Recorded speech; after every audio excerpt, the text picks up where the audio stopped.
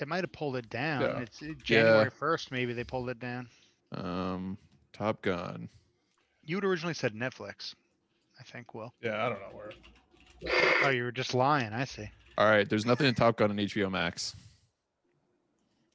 Dude, I will Venmo $3.99 to every single one of you if we watch it for the podcast review. That is done. Well, That it's is a taking good care investment. of these That is problems. a good investment of $20 right there.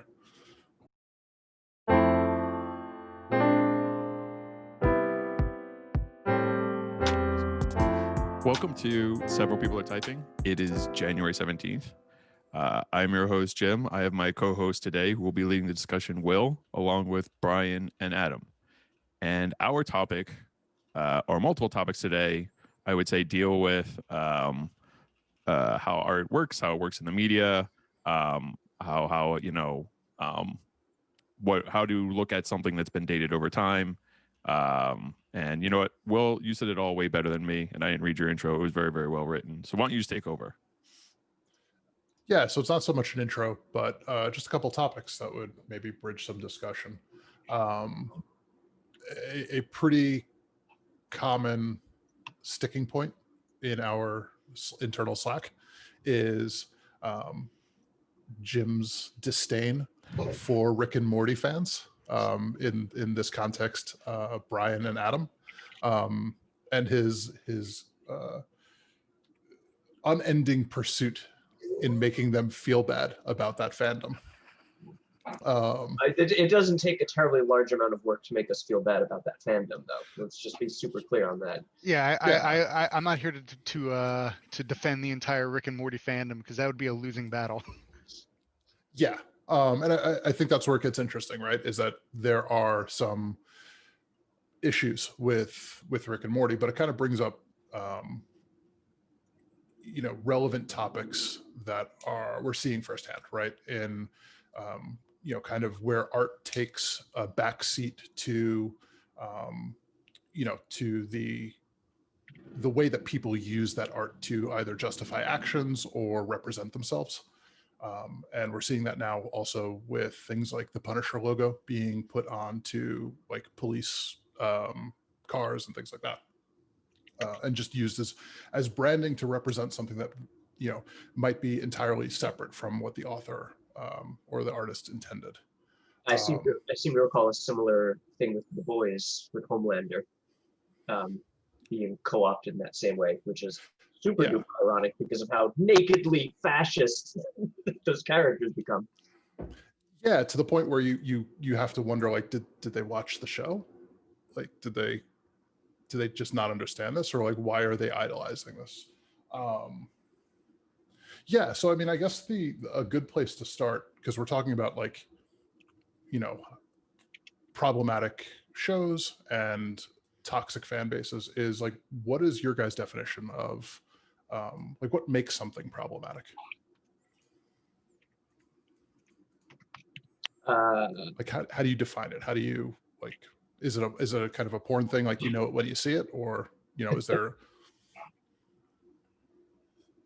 But my instinct is to let Jim talk first on that. Sure. Do you want me to take it? But I'm also perfectly willing to take a stab at it. Sure. I guess where like the spidey sense for this kind of stuff starts to go off is maybe the best way to describe it, is on the face messaging that you can derive from a show and its feel. So if it doesn't feel like if it feels like it thinks it's smarter than it is, or it's unaware of like the problems, both of those start to kind of like make me kind of perk up and wonder what's going on here. Now who, how much does it matter? I don't know, but I tend to notice that anytime that feeling starts to come, doesn't seem to be like it's not a big surprise if all of a sudden a portion of the fan base of something like that tends to tends to write a pretty negative message that again, on the face of it, is like a pretty basic, interpretation of stuff like that, right? So that's where I start to get like, I don't know about this thing. I like the evoking the I know it when I see it, and the spidey sense sort of thing, because in a lot of ways, problematic is a problematic word because of how vague it is. But that's what we're talking about, so fuck it, put your money down. When you were talking, Jim, I think some of the things that jumped into my head was punching down or being intentionally unaware. Yeah. Right? Like, I mean, it's the sort of, like, you say this, like, I think of a certain popular author that makes my company a lot of money. When it is pointed out to you multiple times that certain sorts of stances harm, certain sort of messages harm a certain kind of person, but then you persist, you're no longer doing things by accident. And I think that's probably one of the lines where problematic is probably the right word to use. Yeah, I agree.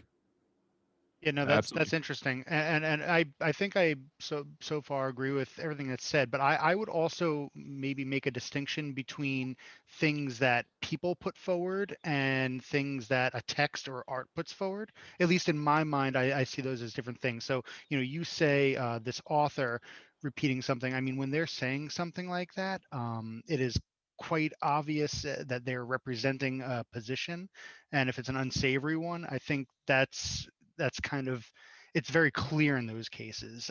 Whereas art or a text of some sort, I think you have to look at it. Like if it's in your face racist or homophobic or sexist, and they're not trying to play off of something, there's no satire. I mean, that's something that's problematic. I mean, is it easy for me to, kind of blanket?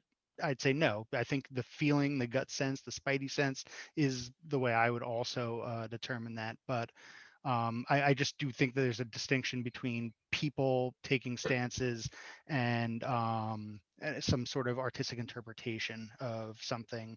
But it being, even in that case, it really depends how it's being presented. Is this a satire? Is this something that is supposed to point out the problems with these stances, or is it something that is promoting them? I mean, that's an important distinction as well, I think. That definitely made me think of the difference between a racist writer, a racist character in a book, and a racist character in a book by a racist writer. And like, each of these is interestingly different. Sure. and, I think and that's also absolutely. And also each can happen and manifest in so many different kinds of ways. But yeah. And then the other distinction that reminded me of, and that has kind of come up before, especially in the context of interpreting superheroes' meanings as symbols, is kind of the difference, what I think of, I guess, as the difference between solo and collaborative art, or IP or franchise or symbol or whatever. So great example, Punisher, right? Like we're very far away from the world where the Punisher is one person's character or talking head that their art is expressed through, right? Like, and even Sure. when there was one, it was kind of already kind of a bit of a collaboration that was doing it. And I mean, even to use Batman, like you can very easily look at all the different kinds of Batman out there, and they're wildly different, from campy to fascist. But at that point, so yeah, absolutely. So many of these IPs are collaborative efforts at this point, right? There are no single authors, but there is still a single source of approval for these things, right? Like there are tons of comic book writers, and I don't know the comic book industry, so this is just an assumption, but they produce something that still goes through some sort of approval process, through the corporate chain, right? Of like, this is what we are okay with this being under the Punisher brand or the Batman brand. Like it is acceptable to us.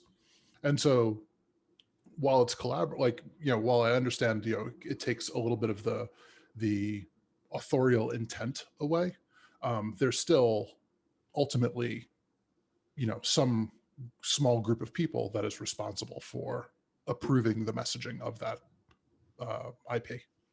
And also, to be clear, regardless of and maybe I can rephrase my statement I made, I think, on the creator, Frank, what's his name?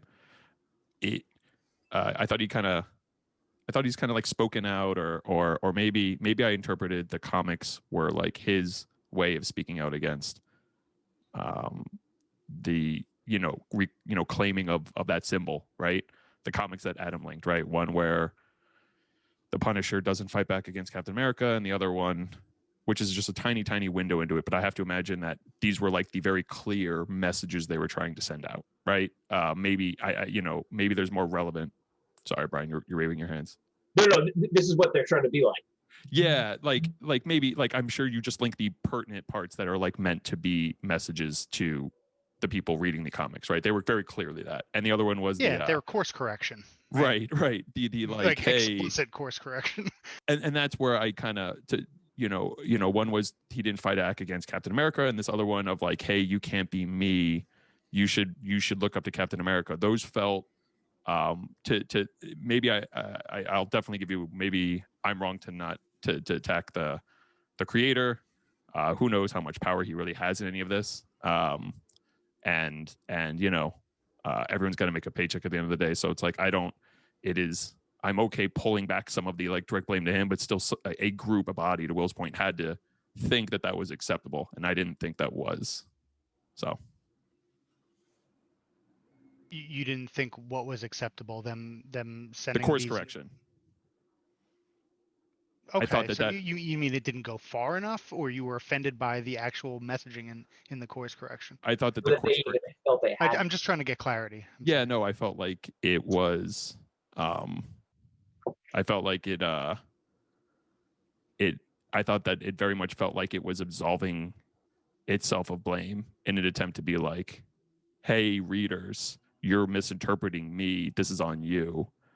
And okay, but you know what? A lot of people interpret it that way. Maybe, just maybe, maybe there's something in your messaging you need to look at, not just be like, hey, readers, you're stupid, And just to be clear here, we're talking about the Punisher panel that Adam posted, yes. Which is the There's Punisher two. Speaking to the cops who have his decal on their car, correct?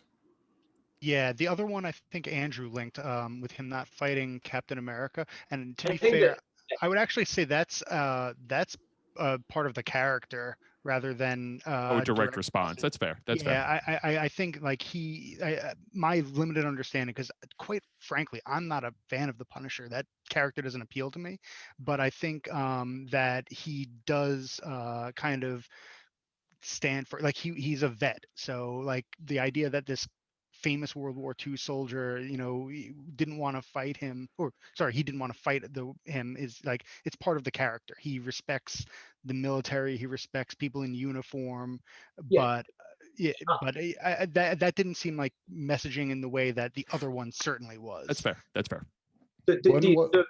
Literally ripping a Punisher logo off of a cop car and tearing it up right in front of the camera while lecturing was on a completely different level than like him and Cap getting in fisticuffs over him killing supervillains, right? Like the latter, like the moment you look at that scene, you're like, oh, this is exactly what I would expect the Punisher to do. The former is like, that's some obvious insertion, whether it's from a place of like, oh, we're trying to cover our butts, or a place of being like, no, guys, it was never like this. Whichever way you want to interpret that, it was a lot more intentional. When did that comic come out? I don't actually have an answer for that. It's probably in the last year. The article. Yeah, recent, I think. Which one? The cop one. Oh yeah. I assume it's this year, but I think it was before this year, but it was fairly recent, I think. I mean, and totally, that was a didactic like scene. It was supposed to, teach. We're gonna break the fourth wall. But I mean, he's also spoken out outside of the comic, his feelings on that symbol and how it's being used, and how these people are not, they're not representing. I mean, the Punisher is not somebody to be represented outside, outside of, polite culture. People are not supposed to be going out and murdering people because they feel like the law hasn't stepped in and done what it needs to do. I mean, but I mean, let's just say that comic book characters in the comics tend to be given a really good amount of depth, right? There's a lot of story, there's a lot of nuance. On the surface, Punisher can very easily be interpreted as a Batman character. Like it's the same thing. Batman is a Punisher light, right? So, and Yes. Batman's good. So, like, why is the idea that people are associating him as a good character such like a leap? You know what I mean? I mean, I would argue that somebody shouldn't be going around doing what Batman does either. I mean, Batman is a terribly paranoid guy that also takes the law into his own hand and beats people within an inch of their life. He won't kill them, but he doesn't mind breaking bones. And I mean, people are not supposed to be tracking down murderers All right, so let and me criminals on put their it own. another way. Let me put it another way. Do you think, and this is only to call out an extreme, not to say these are the same, because there's a very big difference. But do you think if we were to put out a movie or a franchise, movies and comics about a serial killer, and then talked about, how much of a family man he was, and rationalized his world so we can understand him, to be like, oh, he's not crazy. This is a rational idea for him, and some of it we probably on some base level support. Like maybe he ends up killing a few bad guys, like Dexter, like these Like types the of new things. Joker movie. Well, the Joker movie is kind of a I'm not gonna. I don't. The Joker movie, I didn't think necessarily made Joker look to be a hero to be worshipped. I thought they stayed more on the line of not worshiping the Joker in that movie. Honestly, like I can see like the bait for it, but I didn't feel like it really made him be the person that people want to wake up and be like the Punisher. You know what I mean? I mean, there was literally an entire movement in that movie that followed him and supported him and dressed as clowns and were beating people up along with him. So I don't know if I and to fully my agree point, with you. but here's my point. Like, and I still think, and if that's how bad it was with the Joker, I'm arguing the Punisher's worse than that. And honestly, I think cops idolizing the Punisher is absolutely worse than that. Yeah, I mean, so like kind of the only prerequisite for being a superhero is that you're a vigilante, right? Like that's the common thread among all superheroes. Like are there any that aren't vigilantes? There are most definitely ones that are not that, but even them not being like that is sort of, it's like the exception. They just happen to align with the They- police. that they are on the other side of that divide is almost the text and the point. So I think for argument's sake, continue. I think it's fine. Yeah. So I mean, they shouldn't all be idolized, right? I think that the point Jim is making, right, and I think the point that we all agree with is, of course, it's terrible that like cops are identifying with not only a vigilante but kind of a brutal, merciless vigilante, right? I think the kind of egregiousness of the violence in The Punisher is makes that worse than other superheroes. Yeah, it's yeah, it is one of the more graphic of the. I mean, again, not super familiar with all the comics, but it seems at least fairly graphic for comics, and the kind of maybe not joy, but certainly pride that the Punisher feels or presents upon killing people is, makes it even more problematic. Right. The I mean, idea it's that grounded too, right? And that in itself is a problem. It's not a kind of like heightened, or there's not Yeah. superpowers. It's gun violence, right? Yep. It is something that any of them could do.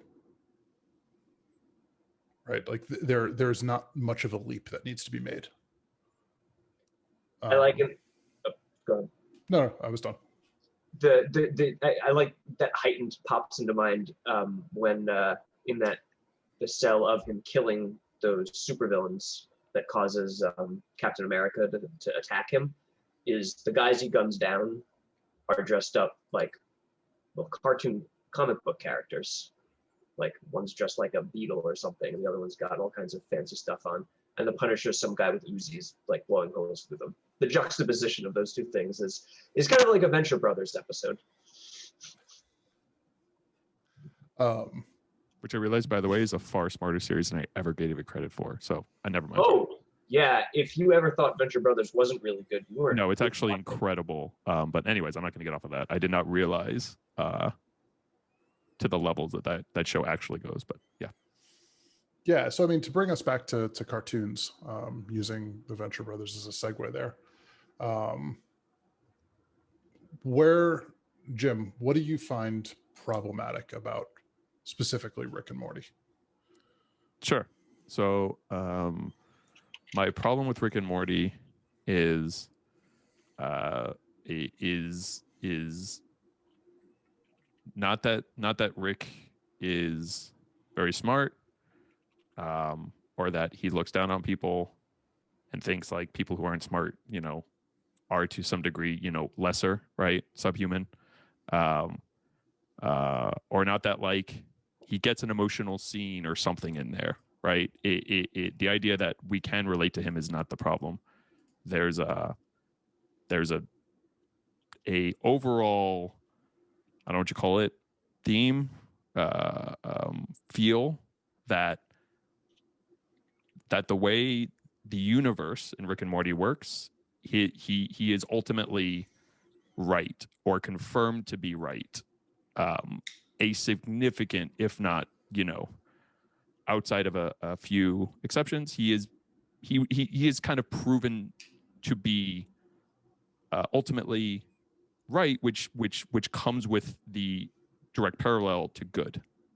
Because if it was the right move, how can it be bad? So to sum that up, you mean like functionally he wins? Yes. I was just saying, by right, do you mean win? That's that. Yeah. The universe proves that, yes, he wins, therefore he's right, therefore there's an implication that this is good. So like literal trial by combat, which is to say the person who wins was morally correct according to the universe. When you go across the series, that's the feeling that the universe and Rick and Morty teams to project. Yep.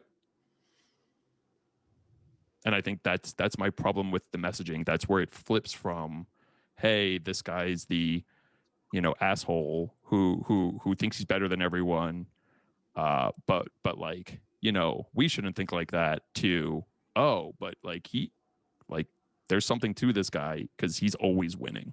Like maybe there is something to this, and that's the, yeah, okay, we make fun of him. The show clearly can make fun of him. But, Trump supporters make fun of Trump all the time, right? Like, you know what I mean? It's like, but they're still voting for him, right? So it's that kind of feeling. I mean, I don't know if anyone else wants to feel this, but I fundamentally disagree with that statement. I don't think Rick wins. I think Rick is an alcoholic whose family hates him.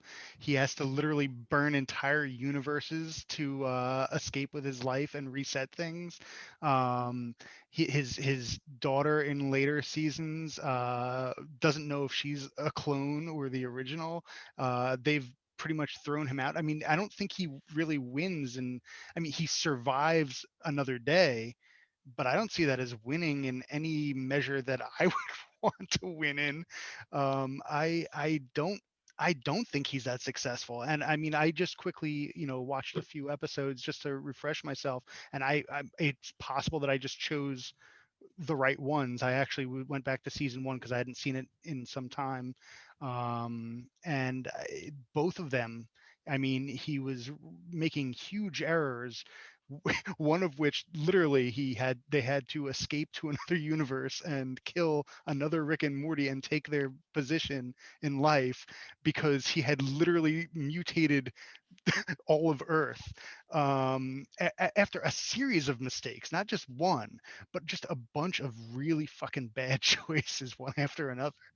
But I don't think that's limited to 1 or 2 episodes. I think that's fairly common throughout the series. I mean, yes, they survive, but it's not always even the same Rick and Morty that survive. And I think he's for I quite frankly, I think for all his brilliance, that makes his fall even more tragic. He's a fucking loser in just about any way that really counts, except for brain power and the ability to invent things. I don't know that doesn't I don't know. That doesn't convince me that he's a particularly good person, or that the universe always goes in his way. I don't know. I would just sorry, Brian, you go. No. Go. I guess I would say that when you say you think he's a loser, but again, I get, show format.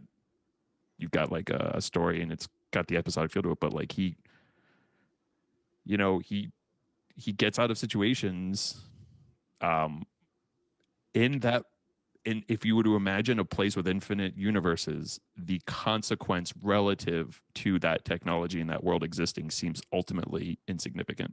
Like the consequences. Yeah, I mean, I think the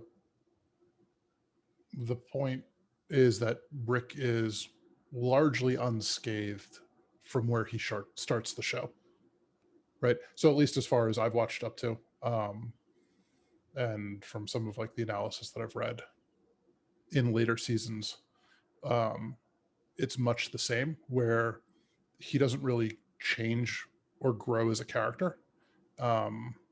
And if anything, the consequences in the later season become less than they were in the earlier seasons, like later seasons being like 4 and 5, I guess. Here's the thing. Again, the video that I'd looked at really kind of like maybe kind of question all that was, I think they did a fantastic job with It's Always Sunny. And I know I'm just kind of like parroting what that video said, but I thought they made a great point.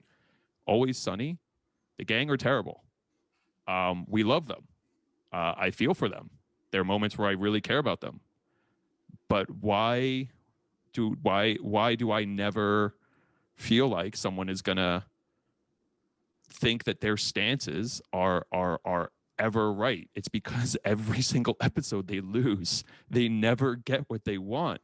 Sure, they maybe their consequences are relatively minor, right? But like they never get what they want. It always falls in their face. I mean, Rick just clear out wins a bunch of times for he just gets them out of scenarios. These guys, like, they are a comedy of there's nothing wrong. They create a crisis and then fail miserably trying to deal with a crisis that was completely born out of themselves. And sure, like Rick's got like a rolling set of crises that he's always trying to get ahead of, but like he gets out of a significant portion of them. And just by like sheer, I'm Rick, like, here we go, baby. I'm smarter than everyone else. And that's a hard, like, to say that he's a loser. He's arguably, I don't know. I haven't watched the whole series, but he's arguably the smartest person in the galaxy, right? That's not arguable. Yes, no, that is not arguable. I would agree with that statement. But okay, I mean, that's like I don't see it being consequence free though. I mean, I think that's where when we've had these debates, I've hit a brick wall because I think we're getting very different things from the show. Yeah. So I think Adam said two things that I liked of like survival is a victory, and I think of him as a loser, whereas you're describing him as a winner. And I think it's because, again, we're just using those words differently. Like Adam thinks he is a loser, And it doesn't matter if Trump becomes president. We all still think he's a loser, right? But he did win, objectively speaking. So so there's that.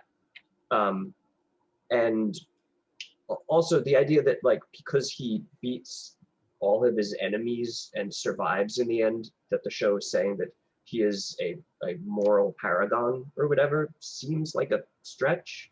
But I could see where some people might think that. It doesn't shock me that you're interpreting it that way, but I guess I'm more in Adam's camp.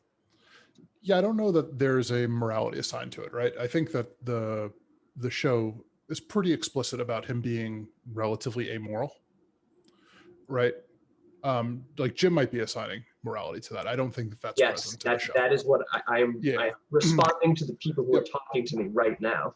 Yeah. I'm agreeing with you in that context. But what I do think is that, so I find individual aspects of the show problematic, right? Like I find individual scenes or lines or stances to be either really outdated, wrong, or just mean for the sake of a joke in ways that aren't of much comedic value.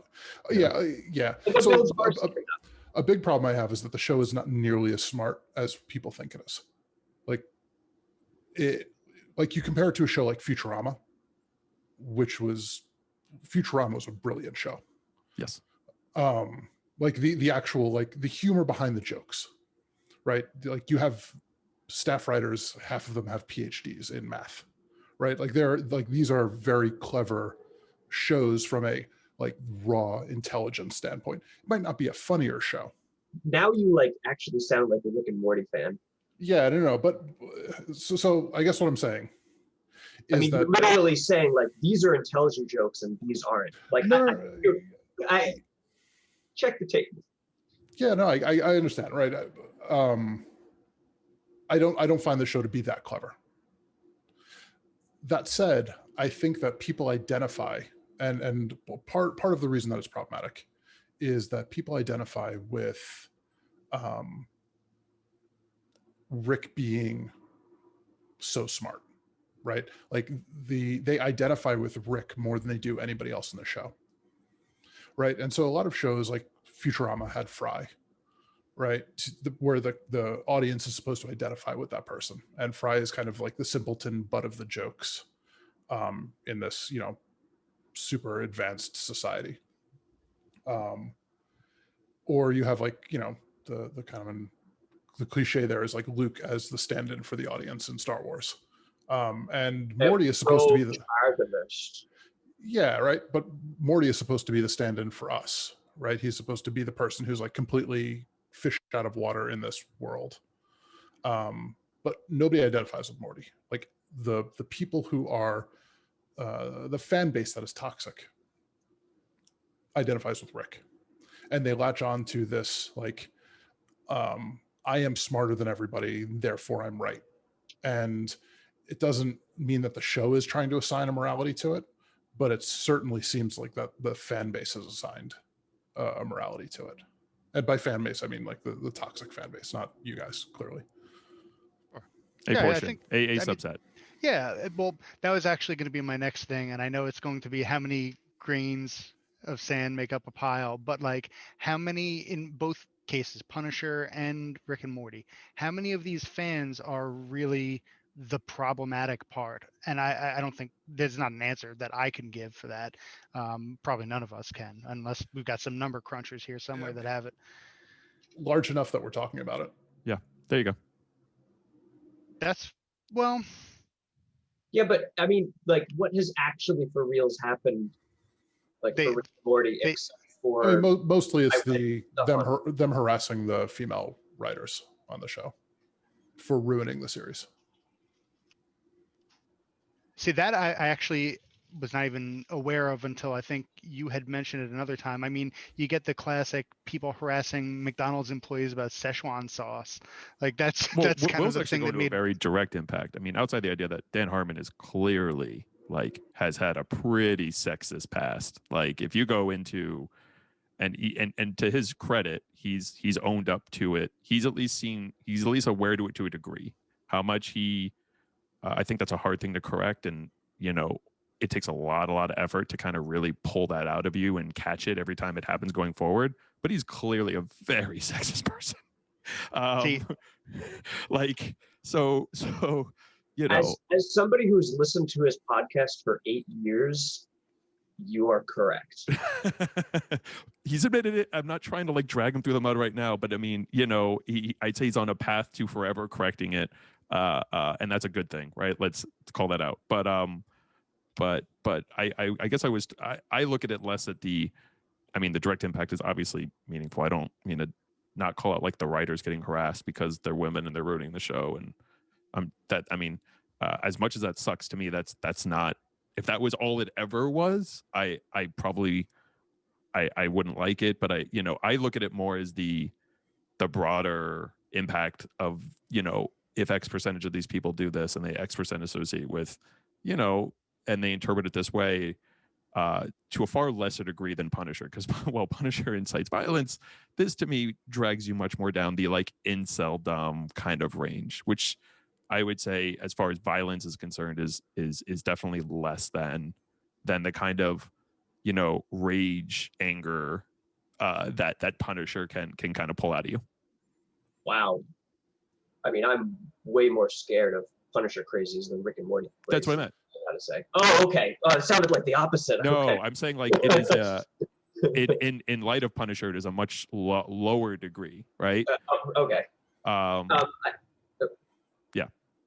There are two things that I kind of want to finish on, or I don't know, but I had all these almost exact same feelings about Vampire the Masquerade, because I friggin' love Vampire the Masquerade, but I can't stand anybody else who does. And Pickle Rick was one of my absolute favorite Rick and Morty episodes. And my God in heaven, the reaction of like those people to it really just bummed me out because of how toxic it made that. Like, Pickle Rick, that's the best. Oh, wait. Oh, no, it's been ruined. Right, God not even being a pickle can defeat Rick, right? Like, that's the like very basic interpretation. Right, but I mean, that's not what I took from it. I'm not. Yeah, I don't mean to imply that you guys saw that as like Rick winning, but I mean that was half of why that episode was so fun, though. To be honest, the like, you know, because it was a refreshing moment where he didn't win. Is that why it was so fun, Brian? Are you baiting me? Sounds like baiting. Because bit. I'm a sucker for all of those, like the super smart guy things. Like, what's that terrible movie where you take the pill and then you're smart or whatever? Limitless. Yeah, like I'm a sucker for those kinds of things. And be like, well, okay, you're super smart, but like you've got no resources and the guys with guns coming from all directions. Like, figure out how to get out, right? Like the Pickle Rick episode was that, where like it started from rolling around in the sewer as a pickle. But he did get out of it. I mean, he only lost. Yeah. It's never like super, like you know Superman's gonna win. You also know Rick is gonna win, right? Like he's gonna survive in the end. We all agree that he's gonna win. I think like you're hitting my point again. We all know he's gonna win. He ended up in the therapy that he was trying to dodge and was berated by the therapist. I mean, he didn't win. That was explicitly not winning. And that was then the second half of why I loved that episode so much. The ending with the therapist was such a thorough evisceration. But then the cherry on top was how afterwards him and Beth are just in the car, totally missing the point and congratulating each other about how clever they are while their kids roll their eyes in the backseat. I thought that was just my absolute favorite episode. While it is being used as the quintessential example for what's toxic about it. Yeah, I mean, I think that the fandom latching on to the wrong parts of that episode, right? Yeah, of course, quote unquote wrong, but you know, they're missing the point, right? Where like Rick being a pickle is the best thing ever, and people just quoting, you know, I'm Pickle Rick. But like it's not the best part of that episode. It's like it's the only episode in season 3 that I've seen. It's the only episode past season 1 that I've seen. Oh, that was season 3? I thought that was 2 for some reason. And I would actually recommend. I disagree that I think 3 and 4 lean much more heavily into Rick losing. I don't. Oh I'm yeah. curious. I'm curious about that analysis that you were citing Well, before, because I like would say his they power creep, really. Mm, he's basically unstoppable, right? The power creep of Rick versus in season 1 where he just runs away from most things. that Like Wonder maybe. Woman 84, his power set seems to wax and wane depending on the individual scenes. Though I would say overall it does trend in the direction you're implying. Though also I strongly agree that seasons 3 and 4 definitely took, like, I almost feel like a detriment to what my enjoyment of the show, of like making sure to go out of your way to be like, Rick's a super bad guy. But maybe this I, is I liked it. Actually, I was going to say before, it's a real shame. I know very little about Dan Harmon and his sexism. I have no doubt, what you guys are saying is true. But Summer and Beth are probably some of my favorite characters on the show. They're like they're probably the closest to smart and good that the show gets. I think Morty gets better over time. Summer prob. Actually, both of them are pretty bad too. Yeah, Beth is a I really bad mom. Beth is probably a bad mom. But anyway, I would recommend The Old Man and the Seat Oh as God. a season 4 episode. That yes, Rick is all powerful and can track down all the information he needs, but he ends up literally self-owning himself. Self-owning himself. He ends up self-owned by his own kind of scheming. I don't know. It's I enjoyed it. The Vindicators one is a lot like that too. Yes. Yeah, so I mean, so Dan Harmon's sexism is like the egregious thing is that he sexually harassed one of the writers who worked for him on Community, and then when she rejected him, he treated her really poorly. Yeah, that's shitty. And I Um, mean, that's real shit. yeah, I mean, he was her boss, right? Like that's, and like you shouldn't do that to your peer, but it's way worse when there's a power dynamic as well. Like mountains worse. It's like the Louis C.K. moment, although to a Yeah. far lesser degree, obviously. But I mean, in another Yes. way, that girl didn't lose her job because she didn't do that with him. So like, I don't know. Yeah. So I guess why does Rick and Morty attract a toxic fan base? Like, what about the show draws them? I mean, I think we've sort of talked about all of the points, like broadly, right? I mean, if we just kind of try to list some of them, besides the subject material and whatnot being like, adult and crude and all that kind of stuff. So we're at least in that area. But then the, hyper intelligent alcoholic misanthrope who refused, like, I don't go with you lefties or you righties, I know better, right? That's kind of like mentality. Yeah, I mean, I think it's people latching on to the worst aspects of a character that I think is an awful person and associating it with it because I think they just will find that wherever they go and look. Unfortunately, I think it's. I mean, I hate to point at the audience, but I think these people will find that where they can and when they can, regardless if it's Rick and Morty or something else. I mean, Oh yeah, of course. quite frankly, I mean, my father likes Rick and Morty, and I think he gets the wrong message from it. He's the guy I'm constantly drilling into him like, yeah, Rick's a bad guy, and he's like, oh, but he's the smartest guy in the room. I'm like, yeah, but that doesn't make him good. I'm well aware these people exist because my father latches on to exactly that. He's the brilliant character that thinks he's better than everyone, and that's something that attracts him. You, I we've mean, even also, sorry. no, I'm slightly tanging, but we've even literally had that conversation in D&D context of like, oh, a high int score means that you're good. It's like, no, that's not what that means. Yeah, I mean, I think that's largely it, right? Is what we've touched on, what you guys said. I think pretty obviously they're writing it towards a kind of male, like white disaffected male demographic. Like, unfortunately, that's where most of the jokes hit, is in like that 18 to like 45-year-old like white male who can identify with Rick. I think a lot of that is because that's who Dan Harmon is. So he's kind of just writing what he knows. But maybe I'm wrong. I'm not with you on the idea that he's self-projecting himself into Rick is like not a shock at all, and I thought was kind of obvious, to be honest, but whatever. I actually get the feeling that they're writing this towards sci-fi fans generally. I don't think it's I don't know. I don't get the sense that you're supposed to like Rick. I mean, people do, but I think that's an aside. I don't think that's the goal of the show. I mean, I can't prove this. I think, but let me put it this way. Would it be...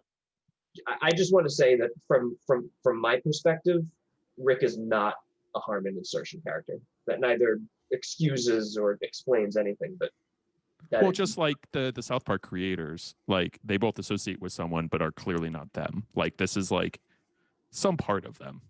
So that's my point. Well, okay, so I didn't even think about that, but South Park to me comes off as way more explicitly moralizing what the perspectives of Trey and Parker are and what their worldview and political outlook is than Rick and Morty ever has.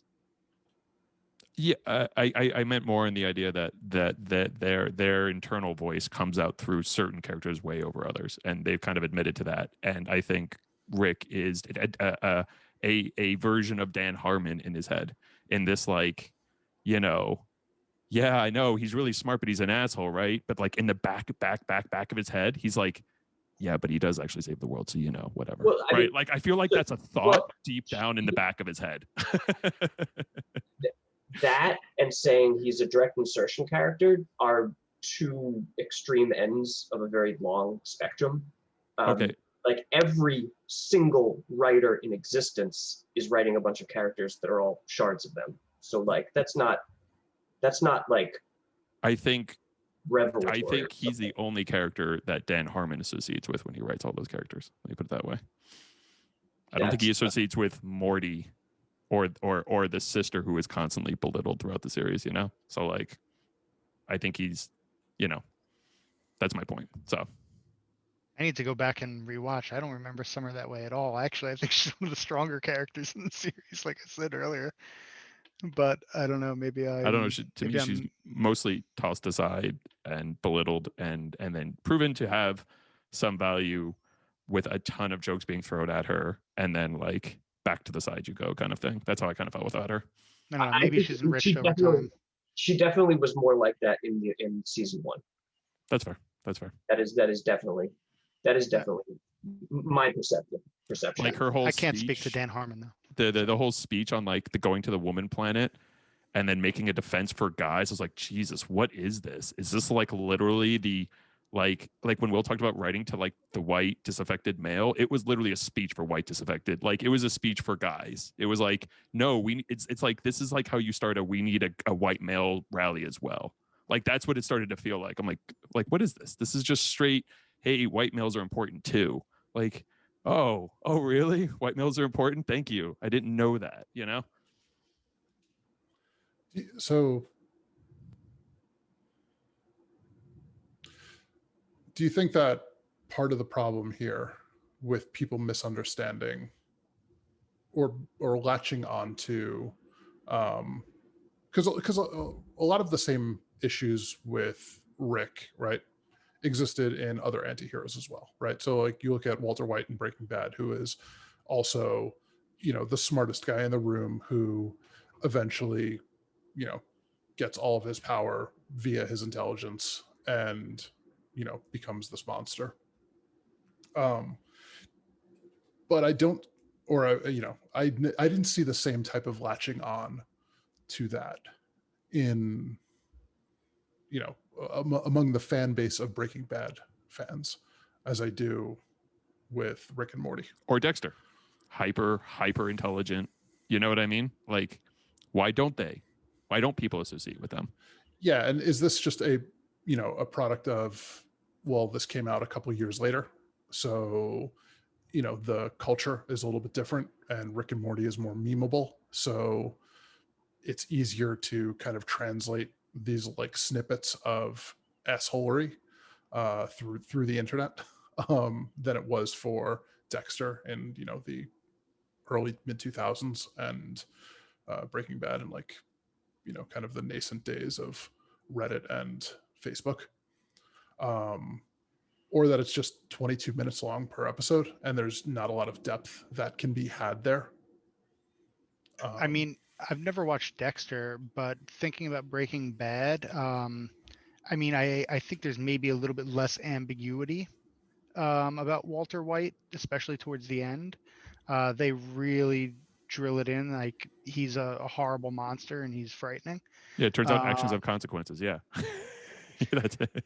Yeah, so I mean, I think that might be it's much more ham-fisted is not quite the right word because it's done well, but it's much more in your face. I think that although less ambiguity. Yeah, right. I guess there's less ambiguity. I don't know. Even as I'm suggesting that, You I don't feel like you really mean these things.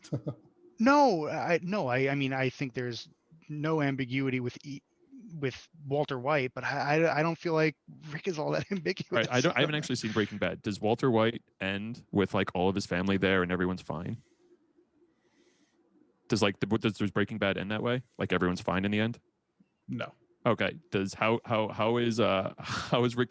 did Rick and Morty track towards the end? Like, is everyone still there? Is everyone like sure they're angry at each other and like people like there was drama, but like are people there? Dude, they are not fine. Okay, but are they all there? I mean, still as a family? At the end of that love potion episode, Morty literally buries himself. Do you think he's fine after that? Well, yeah, but the series is functionally consequence free from that, right? Like, right. Like that's the whole point. I think they actually go back to the Cronenberg planet at some point, or the dimension. And it's a quick call out to be like, hey, don't you remember this whole thing that we all completely forgot about because like, it's episodic and like everything resets. Yeah, I mean, I think that there's a difference between kind of a joke made at the the joke of that episode is or the joke at the end of the episode is like, we can only do this a few more times, right? Like, yeah, like this actually doesn't really matter at all. We can't, yeah, exactly. Like we can't write ourselves out of this. It just won't be entertaining after that. Okay, let me put it to you this way. Okay, in Rick and Morty universe, here's an example. If Rick in an episode were to kill his daughter, right, and everyone's like, oh my god, and then he doesn't bring her back to life because he's not God, but he does something. He rips someone from the other universe and something, and he's like, hey, look, I just saved her. She was about to get killed by monsters. She was functionally dead. I ripped her out and saved her and brought her here. She's a functionally identical mom. You would kind of end the episode of like, but there were consequences. Like, yes, but she's here. No one, when they're gone, they're gone. And that is kind of a meaningful thing. I want to know what Brian I want to see this episode that you're pitching. It sounds really good. No, but that's my point. Like there were, Brian, in that universe, you can argue, but they're so fucked up. They're so mentally like, how could they ever? You know what I don't see them doing for like the next 10 episodes? Being like, I don't want to leave the house. I just need to go to therapy. You know why I know they're actually fine? Because they don't actually, they are fine. Like they bring it up and it hits them, but there's no way if you saw your mom murdered and then they brought another mom, you wouldn't be like, I need therapy for the rest of my life. I don't know what to do. I can't exist with you people anymore. Like this isn't real. Like there's no consequences functionally. I'd like to know what Brian was going to say before your hypothetical episode, because I think sorry, go ahead, Brian. No. I mean, do you want an actual answer to this kind of this thread? Because the actual answer is that it's a fucking episodic TV show like The Simpsons, where even though stuff happens and they allude back to it, everything basically resets back to the core nuclear family because that's the template. And context will be different, and maybe some characters will have some more backstory where, yeah, you know what, they're the dead recloned multiverse version, blah, blah, blah, whatever. We just get that it's down to Rick and Jerry and Beth and Summer, and they're all kind of in a house together, but the house is another dimension. I don't really care. They're back together at that base point, and then there's going to be another story. So isn't that admitting that there are functionally no consequences in the show? I mean, you're as an audience member, you know what happened. Yeah, insofar as that it's an episodic show, and like they need to start back at the base point because they're going to just keep doing that until, hey, one season they're going to be at a different planet or something, and then or something. But if you want to call that consequence free, then yes. I would define that as consequence free. Then yes, Jim, you are correct. Rick and Morty is consequence free by that definition. Yeah, so I mean, I guess to try and get back to the original question, right, which was what is it about the show? Like, does this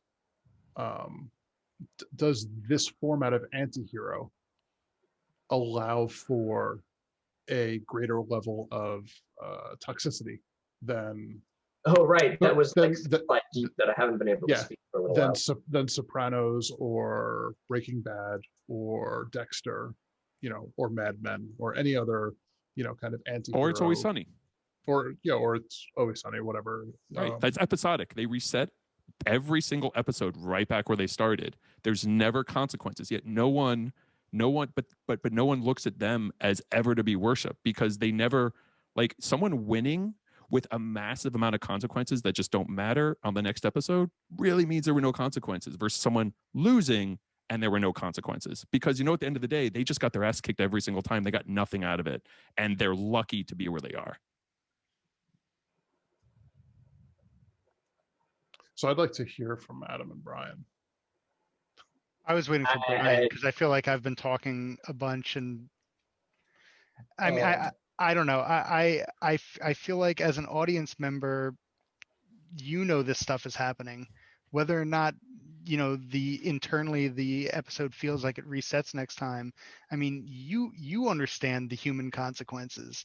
Why do you need the series to tell you? I mean, it's not a series where they're going to spend it's not grounded. They're not going to spend 3 months of episodes in therapy. They're going to reset it functionally for the next episode, but that that's not their original universe. That that's not the original Morty, that he's been killed and adopted a new Morty. I mean, I agree with Brian and you that yes, it's episodic. It resets in some capacity, but what you absorbed, what you saw. I mean, I think you'd have to be ignoring that and just erase your brain and say, okay, next episode, they're all there. And that eventually is not true also, because in season 4, I think the Beth clone stuff actually gets to the family and sticks a little bit.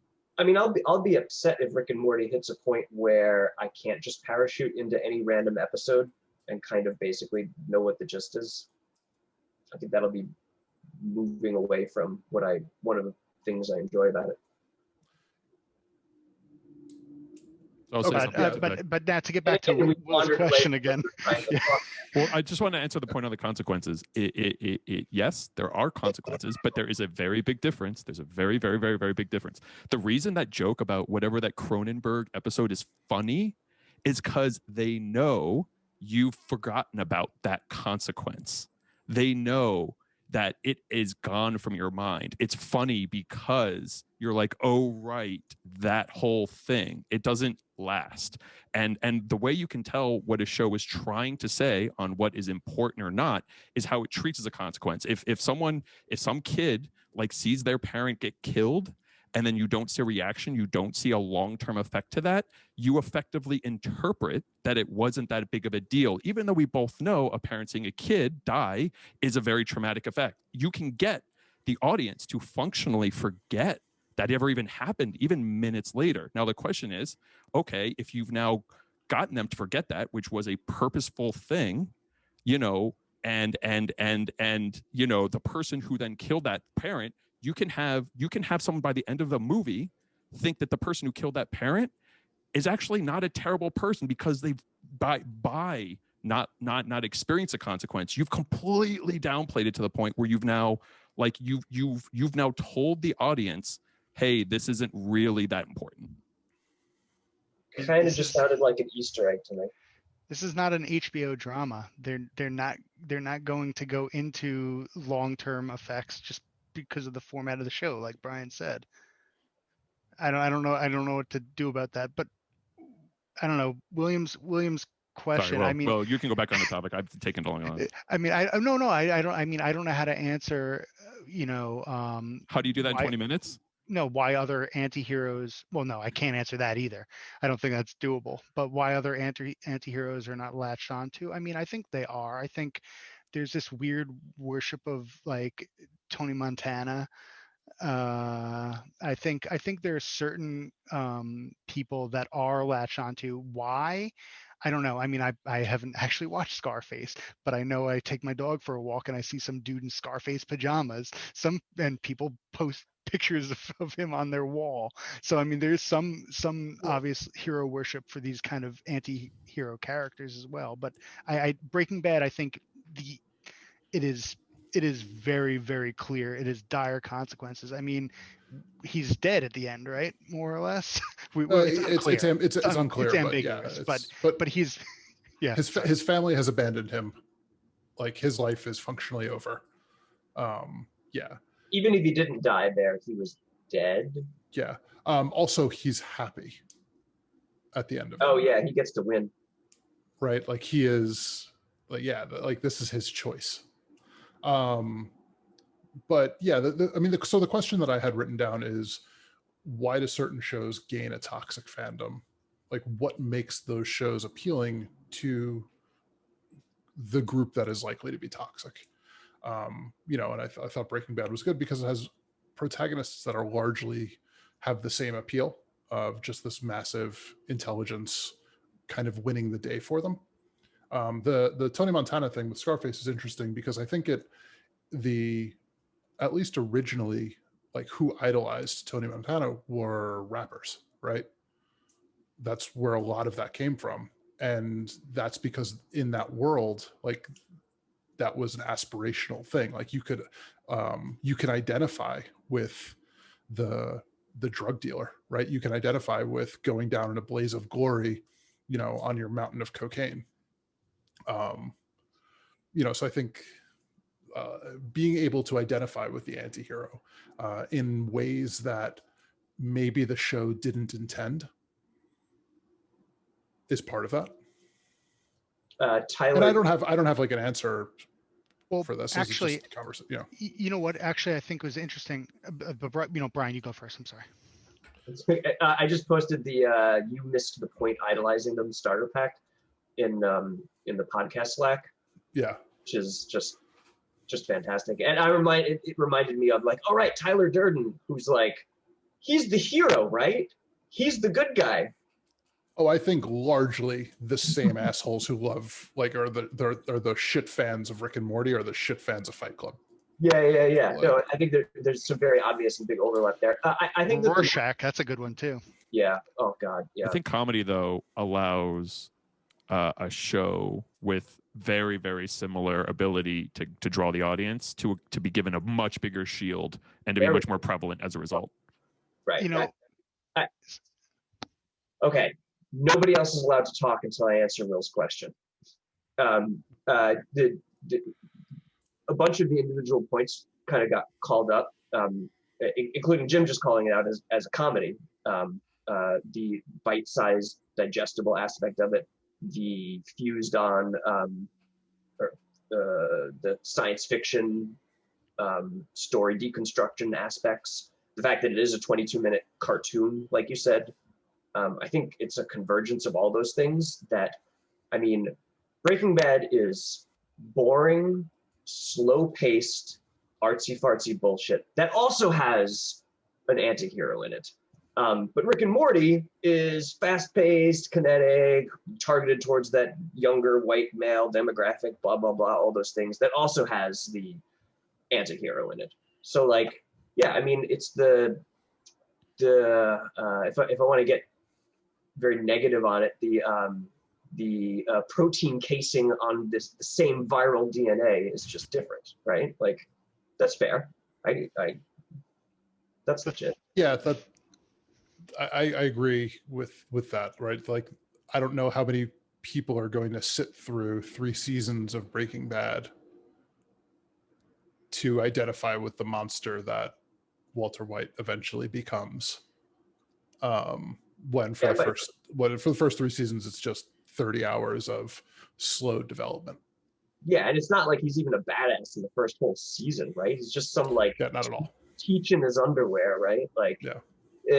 I feel like a lot of the people who idolize it in the way that we're sort of discussing that is negative probably never actually watched the show and consumed it more the way I consume things, was just reading wiki articles and looking at memes of it. You're like, oh, look how badass Heisenberg is, or watching YouTube clips or whatever. Yeah, just seeing a meme of "I am the one who knocks." Yeah, exactly, right. Fight Club, Fight Club, and Scarface, I think, are other great examples. Yeah, that's really good. Your dog is great. Astral Just Dog.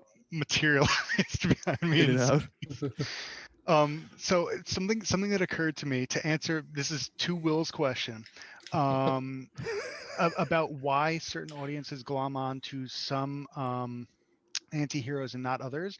I'm wondering if it's actually also a product of the audience that the material is appealing to, because if you think about Star Trek and Star Wars, both things that are pretty innocuous, not very toxic. I think we'd all agree, regardless of what we think of the material otherwise. The fan base has a really ugly side. And I think that's the same fan base that would also watch Rick and Morty. And I think, when you look at Breaking Bad, that's a mainstream drama. I think you're getting a much wider net that you're casting. You look at Fight Club. Fight Club is appealing to teenagers more or less at the time it came out. Rorschach also is that comic book nerdy community that has a really seedy underbelly. You look at the Punisher. Who does he appeal to? Military, like paramilitary people, or people that think they're paramilitary, the tactical people, bad cops. I think it might be a product of what audience that these things are targeting, and then there's a subset of that audience that's just shitty people. I think calling out like there are shitty Star Wars and Star Trek fans, because I've seen them, I know them, and like, man, yeah, that's a really good point. They're really bad. Yeah, and same stuff, sexism and racism, and it's like, how do you watch Star Trek and come away thinking that sexism is a good thing? It's that one just infuriates me. I think the difference though is you look at Star Trek and you say, where are they getting these messages? And if it becomes very hard to see that messaging, then I think it becomes less like, yes, anything can be interpreted by anyone, but we can't make it a therefore. Okay, right, but there's degrees here. And if I can find what looks to be a toxic element that very likely is heightening all of this, then we should be calling it. And I want to call it the Rick and Morty thing. I think also we should what? We should like call out that this is clearly attracting this type of person, and then I know I want to get to like what should the writers do about it, but like that should be something that should be acknowledged, not they should just be smarter, So I think that we're all in agreement that teenage and 18 to 35, 18 to 40-year-old men with an incomplete sense of morality, and maybe undeveloped morality, are going to be shitty and can be toxic to anything that they latch onto, right? Like, it's anything can do that.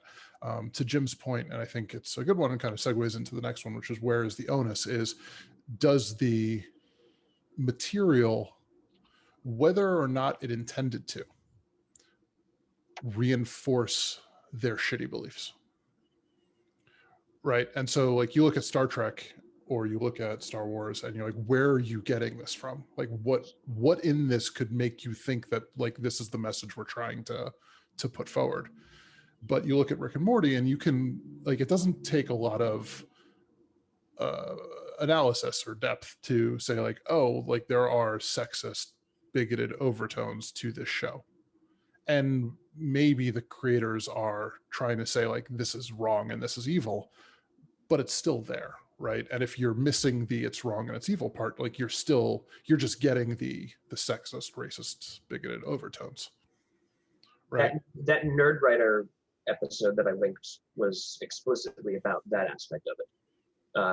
With the Scorsese Wolf of Wall Street aspects. And I'll say personally, I've never enjoyed those movies for almost exactly the kinds of reasons you're talking about. Chicago also came to mind, where it's like, I personally don't enjoy the art where it's like the bad guy doing a lot of bad stuff and then they win. You're like, I don't like that.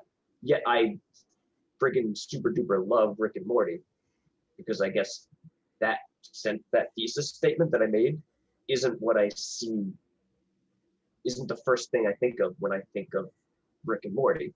The only time that comes up is, after watching or reading a bunch of comments about why the show should be bad and I should feel bad for liking it, or some asshole posting on Reddit some awful memes about using those characters in order to convey some gross messages, right? Like that's when it comes up, or when I remember that. So less a person. I was trying to just enjoy. I don't think. I think yeah, but I don't think me and Will ever feel like you are representative of the problem. I don't think. And to be clear, I don't think anybody should feel bad about liking Rick and Morty. I think maybe some people should feel bad for the reasons that they like Rick and Morty. Of course, there is goodness there, right? There is fun to be had, and if you can identify like the shitty parts of it as like not aspirational, then of course you shouldn't feel bad for liking the show. I think that's where Jim kind of goes off the rails in Slack, is by making people feel bad for liking something. I will say where I am trying to make you feel bad.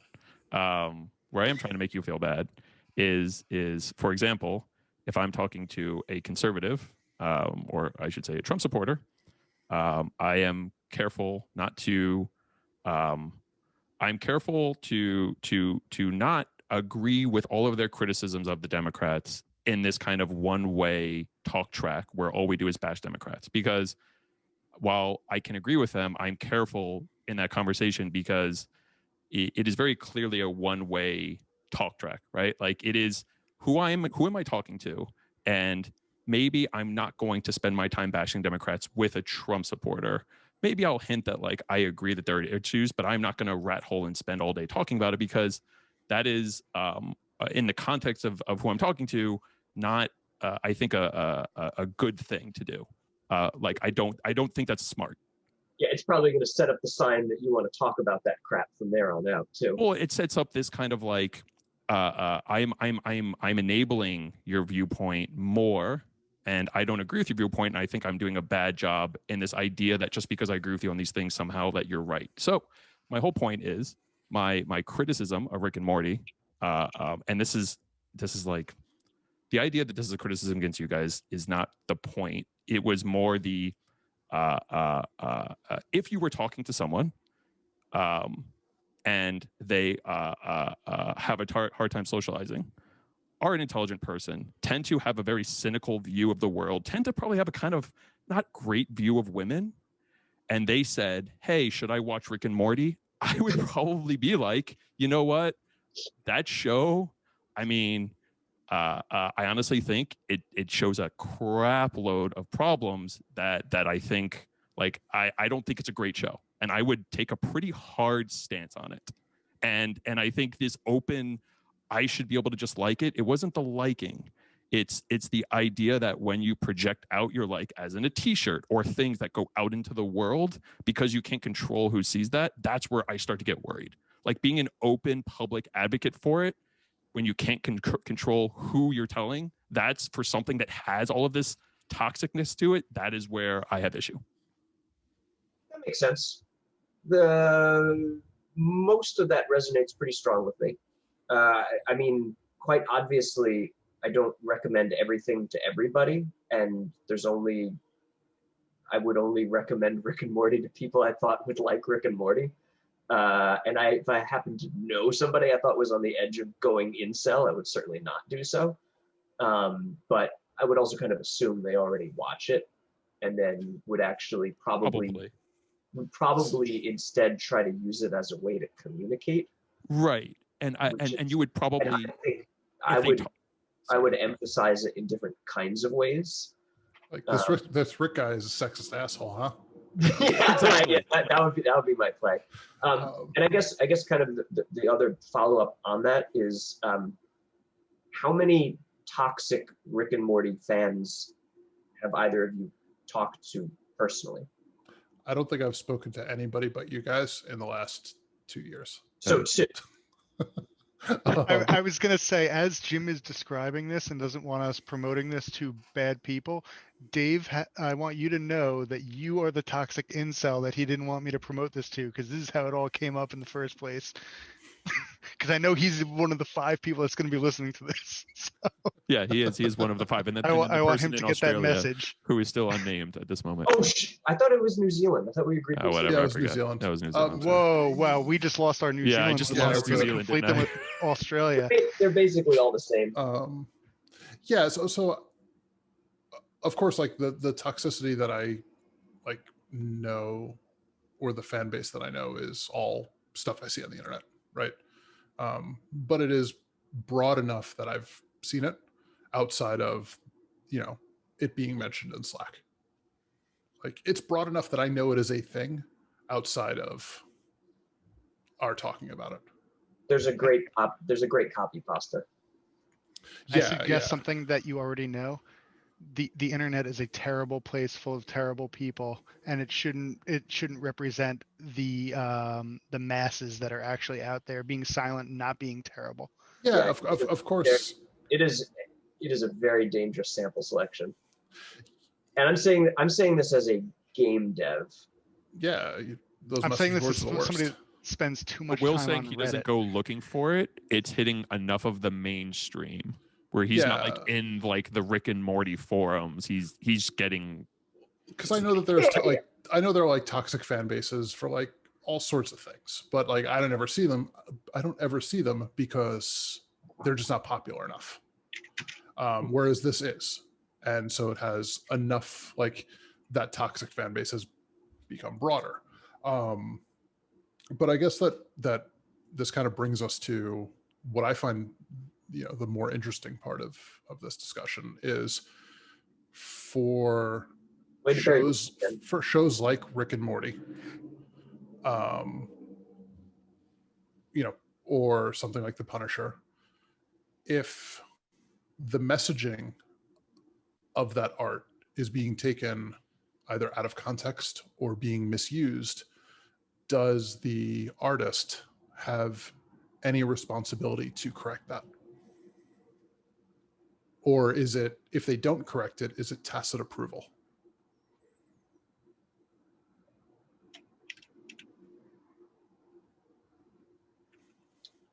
I mean, I'm going to just take a crack and say I don't know. I don't know if they do have onus. I have a hard time putting this on the creator. I mean, in both these cases, the creator has, and I think at that point, I don't know what you do. But I guess I'm now going beyond the scope of your question. No, that's exactly what he's asking. What do you do? What should they do? Well, I was asking if they should, it, but like, yeah. I mean, yeah, he was obviously that's the next part of this. I mean, so. If you don't mind me jumping ahead, I mean, I think it's good to acknowledge it. I don't know if they are responsible for acknowledging it always, although I can't think of a single scenario.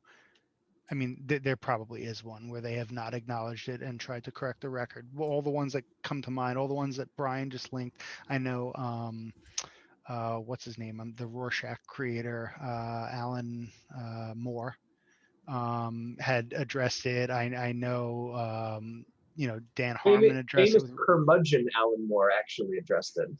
Yeah, and I know that the creator of the Punisher have addressed it, but at that point, I don't know. I feel like it's you can lead a horse to water, but you can't make it drink. It's that kind of scenario. Like I don't know what you do with that. I don't think there's much to be done about it because I think that these people are going to exist, like I said earlier, regardless of what the creator does or says. I mean, I don't believe in like so if people watch the Colbert Report when it was on, and they took things he was saying at face value that he's this awful conservative. I mean, I don't think he I don't think he ever addressed it because that was the character. But do you hold him responsible for creating this character that people buy into and then become awful conservatives in their own right? I I think, I think you do. If there was a set of people that were conservative and had shitty values because of the Colbert Report, and that was a sizable community, absolutely, I would hold. Yeah, like you went too close to the line on that one, buddy. You did not make it clear enough because it is, I think, pretty widely interpreted that it's a joke. Maybe you don't catch it right away. Maybe a conservative can be fooled for a little bit, but if they really watch it, they'll be like, oh, this is, oh, you're making fun of me. Like it becomes pretty obvious. And Colbert is very, like he makes it a point to do that. And if he didn't and he rode too close to the line, I would absolutely be like, what are you doing? Okay, so in that hypothetical situation, what do you want him to do, and how responsible is he after he makes messaging? Yeah, so I guess my view on this is one, if it depends on whether or not the art is still being created, right? So if it's a novel that somebody wrote and that's it, it's a one-off piece, like yeah, they can put out a statement saying, or like something like The Watchmen, right, where they could put out a statement saying that is not what I intended here, but there's really not much else that they can do. If it is something like a TV show or an ongoing comic book series where this is still being put out into the world, this is still being created, if you know enough that if you know that your fans are shitty enough that you have to address it, right? Like I'm aware that there is this problem and I feel like I should correct this, and it doesn't work. If you don't change the content, then it becomes tacit approval. Agreed. Because more of that content is being put out into the world, more of that messaging is being put out into the world for them to grasp onto. And yeah, it sucks as a creator that is the reality of the situation, that it's either figure out a way to get through to your shitty audience that this is not okay, or stop making this. But I feel like that's where I would say, the responsibility for the creator is. You are either, you are unintentionally putting this really damaging messaging out into the world. And if you can't figure out a way to like stop that messaging being used that way, then stop putting it out. That's my take on it. And that whole response to the Rick and Morty, Brian, I thought was the complete wrong way to address it. That entire response was, yeah, Rick and Morty fans just aren't smart. Like it's on them. That entire response, or the one that Adam linked, completely just puts it on the audience as the problem. And I don't like starting with, well, maybe if the audience was just smarter. Like that's not acceptable to me.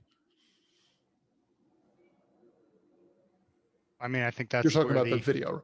Yeah, the video that Adam linked. Yeah, like that was the guy's whole thing. Oh, it's really the audience's fault. If they could just see, that person was absolving responsibility. And the Punisher comic, when the guy tore up the comic strip, I thought was absolving themselves responsibility. They were saying, hey, I'm not taking any responsibility for this.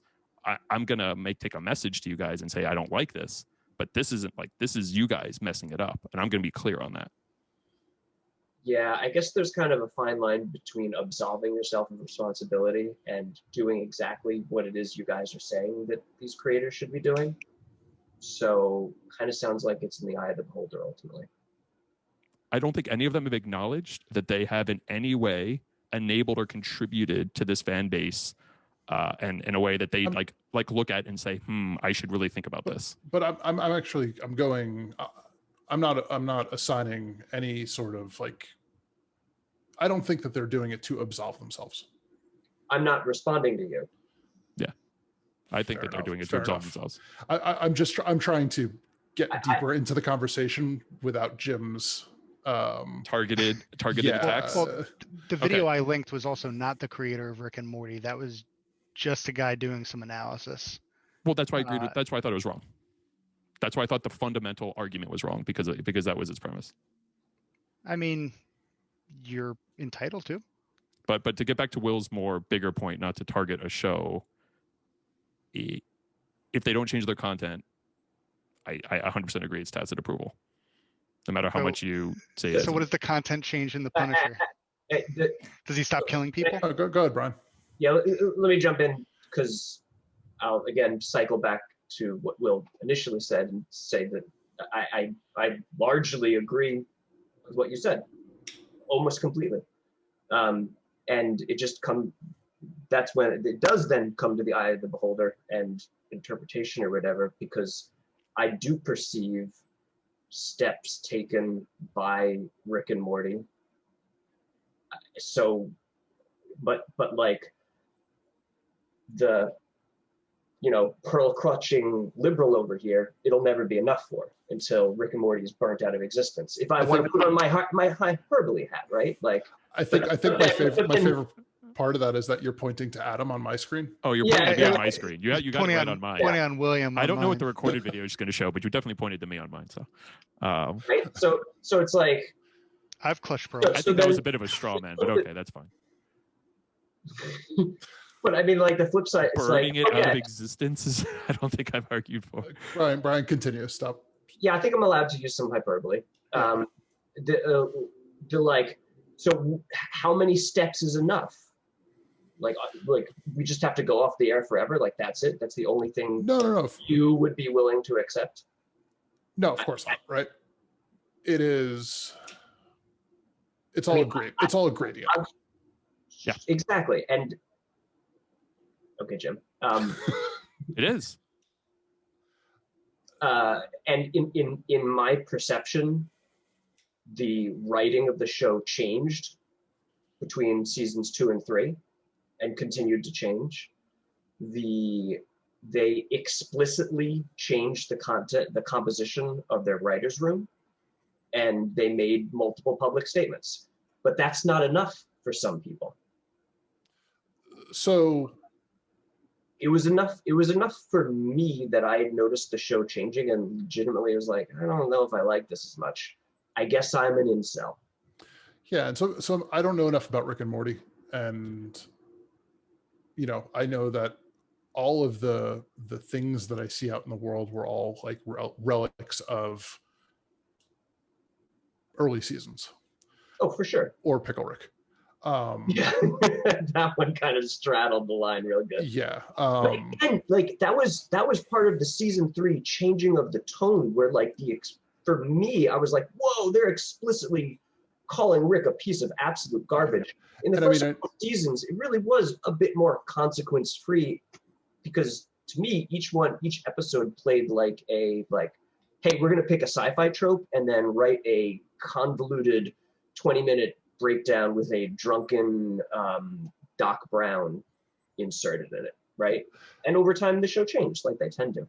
Yeah, and I'm hoping that the harassing of the female writing staff once they were hired is kind of the last gasp of that shitty toxic fan base. And I don't know enough about it to know whether or not that they still exist. I'm sure that they do, and to some extent, right? But here's the thing: I can't imagine any amount of like setting things straight down the road will ever make that group go away and not. As long as it keeps shrinking them. Right, and and that's where I led with saying I basically almost completely agree with you, Will, where, I mean, it's all part of it's that spectrum of a combination of deplatforming and realizing that, like, regardless of what intention, like, when you do things and put them out into the world, you have to measure and look at the effects that they're having and then course correct based on that. Like, there's only a certain, like, it's the balancing act between how much of, like, well, this is my artistic integrity, and where it's like, oh, but it's actually causing material harm. Right? So maybe so one quick thing, Adam, and then I'll let you go. So maybe a better reference is to use the Punisher, right? Did that comic do enough? And if it didn't, what should be done? Like, I think that they should take more and more explicit statements within the world, within the comic, to make very, very clear that this is not okay, and that, like, no, like, we think that you guys are assholes who are idolizing this viewpoint. And if that doesn't work after however many rounds of making that explicit, then stop producing it. But go ahead, Adam. Sorry. Well, I mean, I'm actually curious, because we're all, of course, talking off the cuff and hypotheticals. I mean, maybe the needle did shift after both these changes. I mean, I don't think we actually know that. Just because people are still out there doing this stuff doesn't mean that it's not a shrinking crowd. But I mean, there's a few thoughts I have. Especially in the case of the Punisher, I wonder how many of these people that are brandishing the logo actually read the comic and have any real grasp on the material. That's what I would expect. I expect pretty much about the same number of people that have Calvin pissing on things. Chris cover to cover the Bible. Like, how many really did that? But I think a lot of them probably watched the show. The show, sure. I mean, so then what is the content you want to see? Because I mean, the first thing that comes to mind is the Punisher killing people raiding the Capitol. I mean, I don't know what the material is at that point without being ham-fisted. I'm just presenting, because you can't, if you can't change the character, in my mind, because the character is the character. I mean, you can, but what is he? You can stop injecting it into the world if you can't change it, though. So you want it completely pulled off shelves. I'm not saying I want it pulled off the shelves. Well, what does that mean? To Will's exact point, if they can't get a reaction to be severely reduced, not zero, because zero is never going to happen. Like, it's not like burned out of existence because there's one person, Mm-hmm. But if they can't get it down to the point where this isn't popping up in news and this isn't like a thing that just seems to prevail all parts, because if you go into the military, the Punisher is like idolized in a huge section of them. Like, this is not just cops. Mm-hmm. This invades everywhere. And if you get this feeling that, like, this character is on that kind of, like, oh, they're on the level, more military idolizes the Punisher than Captain America. Like, okay, we need that to change. Like, where's the line? I don't know, but it has to, like, get it. You have to see material improvement, material ways to start improving society's perception. And I don't know what they are. Like, I think Will's throwing out ideas. Like, we're not social scientists. We can't figure out the best ways to do them, but they should happen. And if you can't, and after to address Brian's point, you saw them make changes. I'm not saying they didn't make changes, but I don't think you can. And frankly, I can't either. So I'm not trying to argue the other side, but I don't think you can say that those changes did anything. So the idea that they made changes, to me, is a great thing, that something could have happened. But unless I see the toxic part lower, those changes are functionally irrelevant in a big way. I mean, I think I also said you can't know the changes. That's where I posed the hypothetical. You can. Who's to say that you there's not fewer people? Well, so I mean, the Punisher is obviously kind of front and center because of January 6th, right? Yeah. And I think one of the just kind of a off the cuff idea is, obviously, make some comic about his viewpoint more explicit, but also as a company, have like Marvel start suing every single police department that has pictures with, you know, the Punisher logo on their stuff. Like, you are not, like, we do not support this message. You are not allowed to use our logo. Like, this is not acceptable. I think that's a pretty good place to start. And no, like, it's a slow change, right? Like, the people who idolize the Punisher, you're not going to necessarily get them to stop embracing that ideology, but you're preventing new people from embracing it. Yep. I mean, I have a bunch of unpopular opinions that I'm withholding right now. That's what this is for. Go. I mean, how? Think of the people you know that have gone into the military and the police force. How many of them are decent people? I mean, you're going to get personal on this. I don't care to go personal with that kind of thing. Okay. So I actually don't know that many cops. No, I somehow do. There's a lot of people in my family that are police officers, and I don't know. I don't have a particularly high regard for their moral standing, unfortunately. Right? Yeah. Yeah. So the one police officer that I'm like closest to, or was closest to, was largely a good person and had a pretty good morality. You know, I think that there is, having that level of authority attracts a certain group, right? That's a much better way of stating what I'm trying to. What are you trying to get at with that? But I don't think you can find much opposition here to saying that the cops are problematic. Okay, but so let's put it this way: given that the cops tend to have an unreasonable amount of authority, given that the military has an unreasonable amount of power, this just plays right back into the statement as a content producer. Should you not be aware of that as you're producing this content? Like, you're basically saying, hey, maybe if cops didn't have all this power, these messages wouldn't be so toxic. It's like, yeah, but like, can't both be a problem?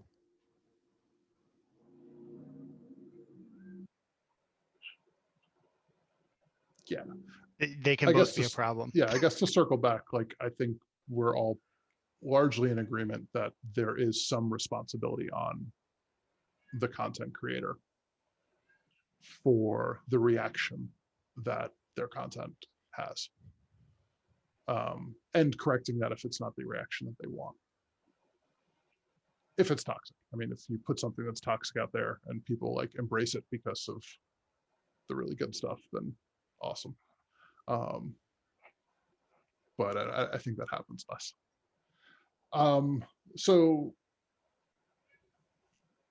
what do you think, because what we find to be problematic and toxic is shifting really, really rapidly, and it's bringing some like interesting problems, right? So when we talk about, we'll wrap up after this, Brian. So when we talk about, you know, oh, this show doesn't hold up, or this thing doesn't hold up, you know, we're not talking about Gone with the Wind anymore. You know, now we're talking about things from 3 years ago of like, oh, that does not age well. Like, that is not okay anymore. You know, what should be done about problematic content? I didn't think we were going to pivot into talking about how ridiculous woke culture has got, but now that you're bringing it up, I most certainly agree. I don't think anyone answered the question. What is the question, Will? What should we do about slightly older content? Well, so Brian did in his way, in that content does, like, content not aging well is a subjective thing that he does not agree with. Let's say it was 33% joke or 66% joke. But I mean, on the one hand, yes. On the other hand, like, if what we as a culture are deciding is unacceptable is changing at such a high rate, things that were mundane 10 years ago are profane now, and soon it'll be a day ago it's now profane, right? Like, this is me putting on the fakey hat, but like, I mean, Latinx, Latino is a problem, right? Like it's tricky. Absolutely. I- But there are that's definitely- certainly there are degrees of all of this though, right? I mean, watching old sitcoms is a great way to cringe at like, whoa, whoops, that's super not great. Oh, that's gonna be your punchline? Jeez Louise. Yeah, that stuff sucks. I don't know what the specific question is, but I definitely perceive those things happening. And the biggest thought I have is I always try to just kind of grin and bear through it and try not to let it influence the rest of my enjoyment about whatever the particular thing is. As long as I'm feeling that it was an honest mistake, both of those are in quotes, right? Like, I don't know. That's tricky. Yeah, it's definitely tricky with how quickly things shift now, right? Where you have sitcoms, to your point, from 2012, 2013, where many of the punchlines are gay jokes, right? And you have Community episodes where you have Ken Jeong in blackface, like, which is obviously unacceptable. So like, what do you do about these things that were relics of their time but are no longer culturally acceptable? And I think from my point, or from my view, a lot of it has to do with like, well, what is the value of the rest of the art, right? Like, what is, if the rest of it is worthwhile and the rest of it is funny, and if it was an honest mistake that is of the times, it's easier to excuse. But if it's complete trash and it's just punching down and it was thoughtless, I find that more problematic and much easier to say, like, well, just remove that from Netflix or remove that from wherever, because that's no longer worth watching. Like, obviously people can watch it if they want to. I'm not advocating for censorship, but maybe these things shouldn't just be out in the world, or there should be some context to them. Like, there should be some disclaimer of like, this is what the humor was then. This is why it is inappropriate.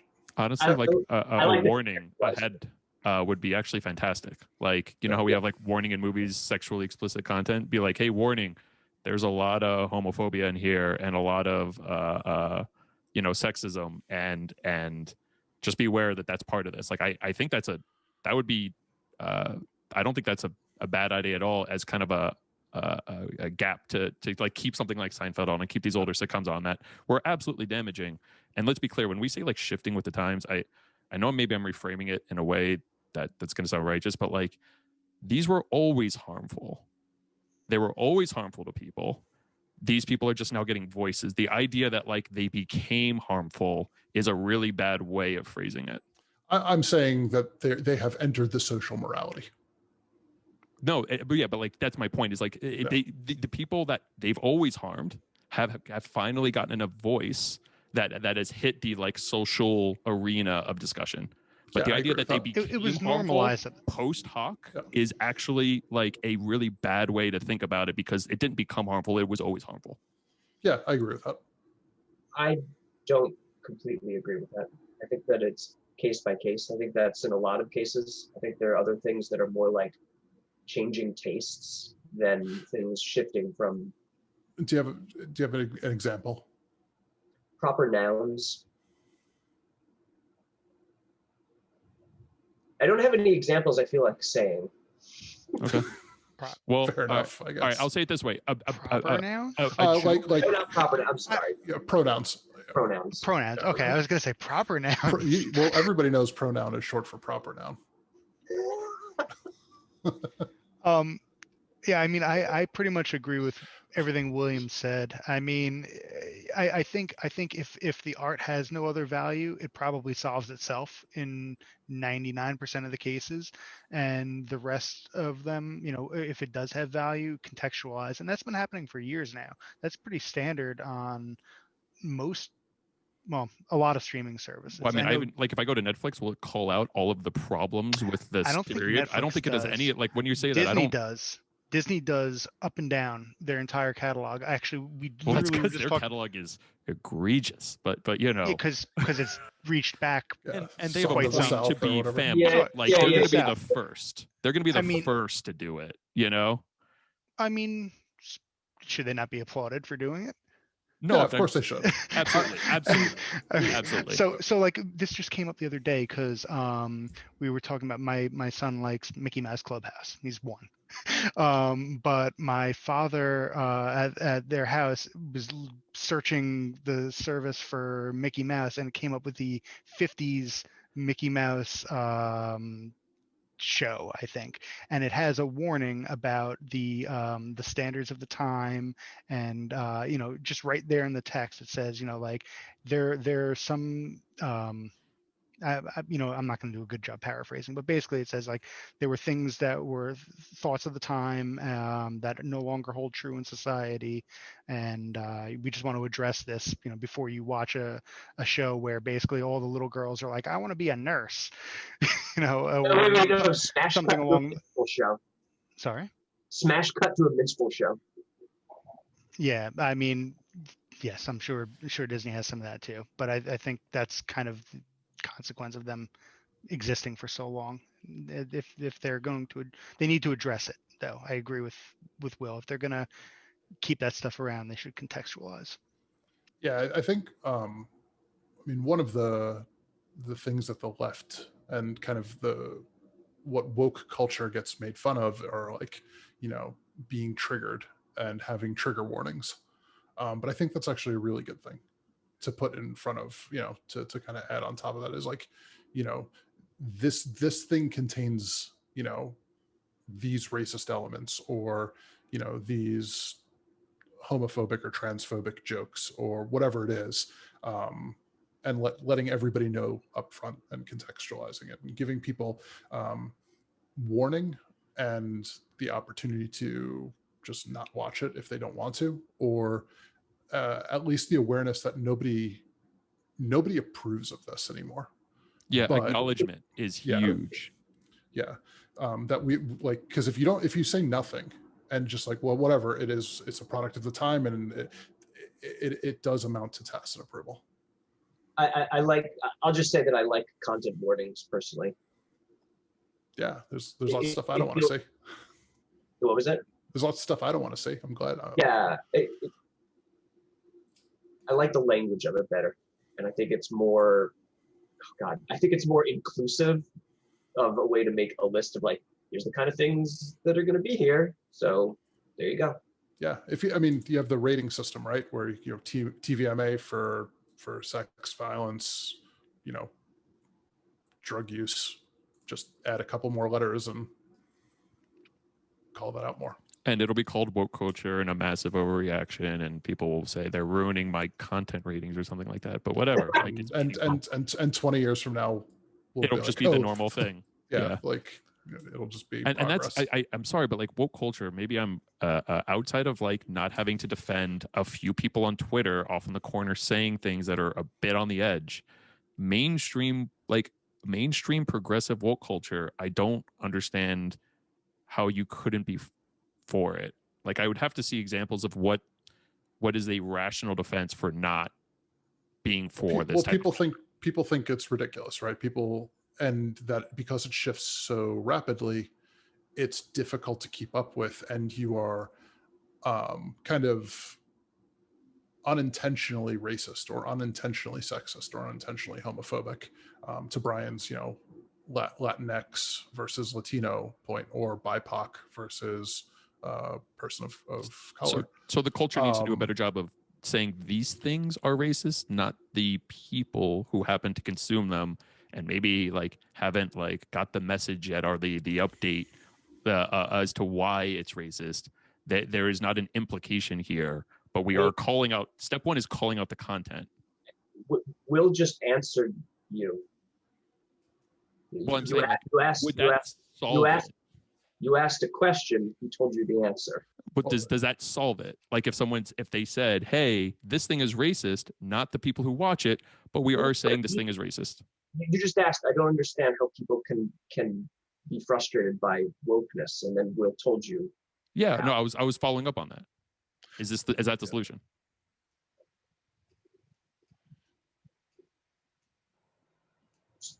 No, that's a solution to a different problem.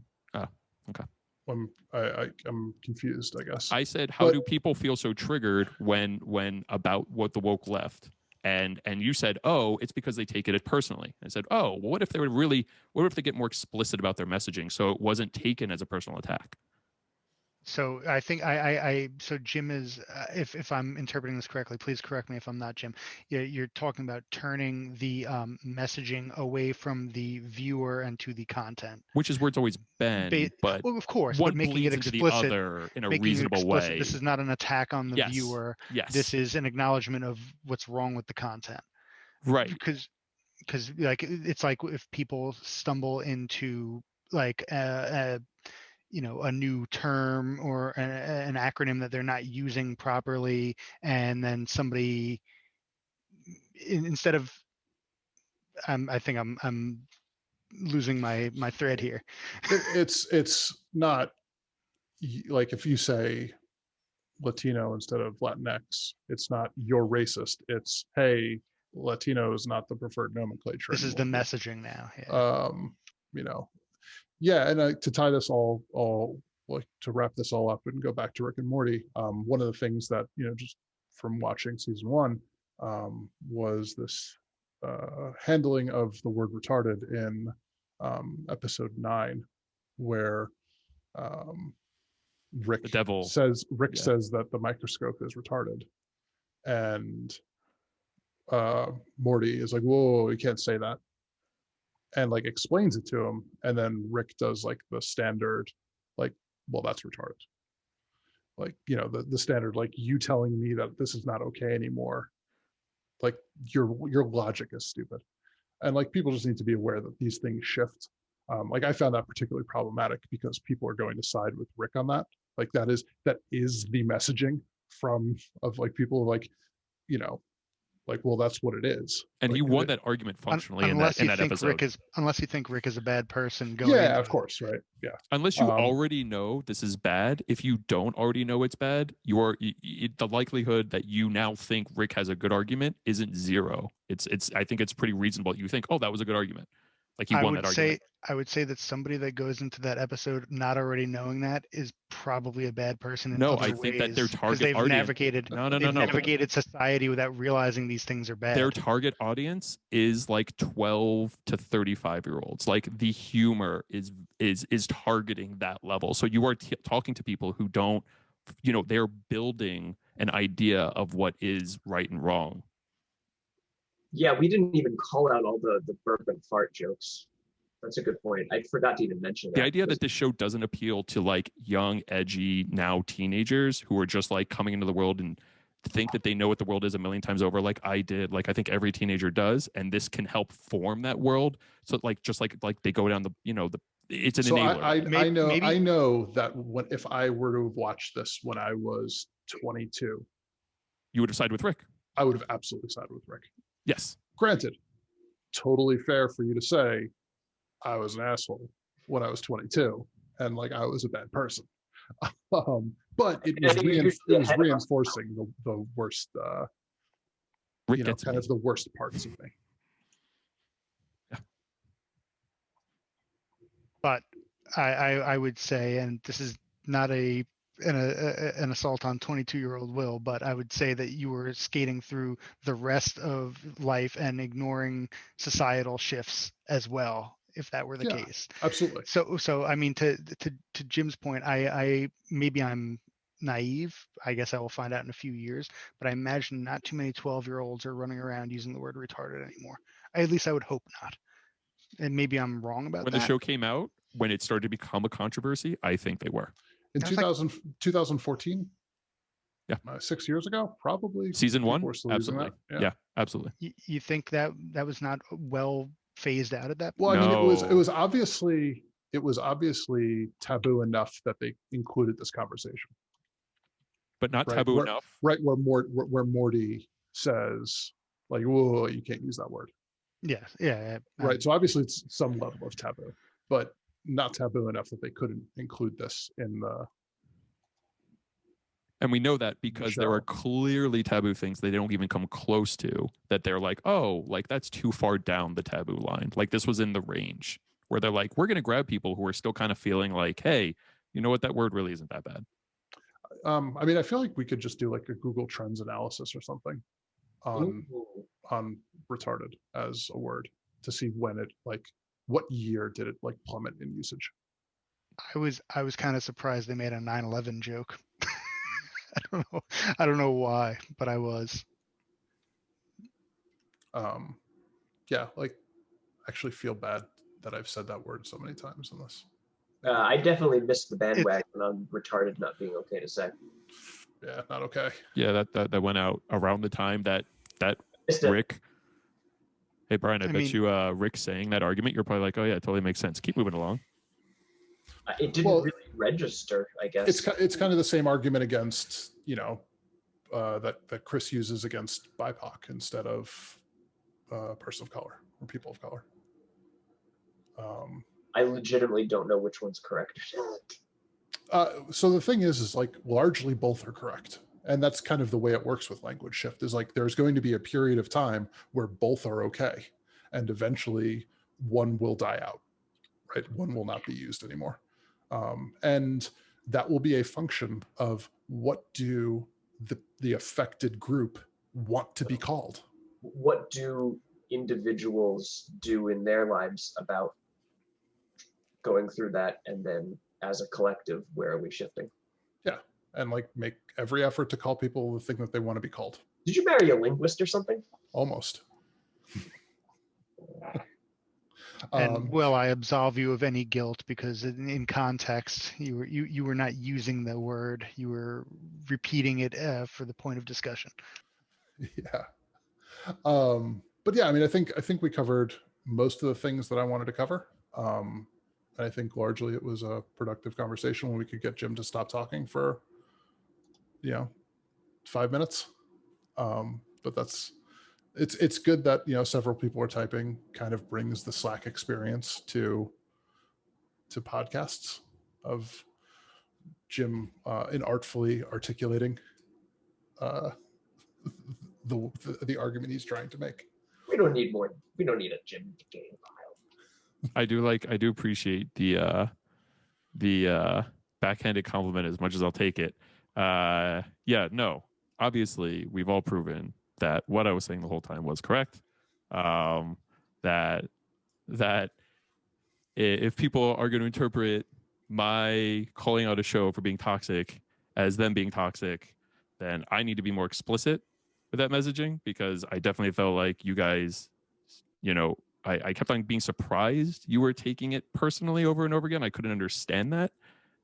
Trying to talk about a show and feeling like you guys keep saying like, why are you calling me racist or something? I'm like, wait, what? Like I don't know where that, I didn't understand it for a while. I kept on being like, I just felt like you were just saying that in like to just be extreme. And I didn't understand that you were associating so much with that. And it does make more sense to me how woke culture can be taken when that messaging isn't explicitly added to it. So that is interesting. Being screamed at by people on Facebook really doesn't make me excited about woke culture. And each time that's happened, it's very like, what the actual fuck is going on here? This is what we're doing? But of course, much like a toxic fan subgroup, like that's what you always have to keep in mind, right? Like every group has people like that. 2, Will, great moderating. 3, Pickle Rick. I feel like that's a appropriate place to end.